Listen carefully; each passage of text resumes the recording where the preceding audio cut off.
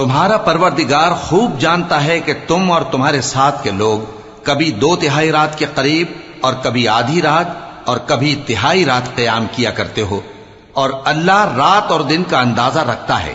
उसने मालूम किया कि तुम उसको निभा न सकोगे, तो उसने तुम पर मेहरबानी की। बस जितना आसानी से हो सके उतना कुरान पढ़ लिया करो। उसने जाना कि तुम में बाज बीमार भी होंगे और बाज अल्लाह के फजल यानी माश की तलाश में मुल्क में सफर करेंगे और बाज अल्लाह की राह में लड़ेंगे।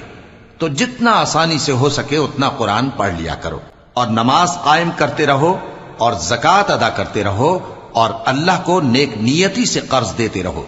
और जो अमल नेक तुम अपने लिए आगे भेजोगे उसको अल्लाह के यहां बेहतर और सिले में बहुत अजीम पाओगे। और अल्लाह से बख्शिश मांगते रहो, बेशक अल्लाह बख्शने वाला है, मेहरबान है।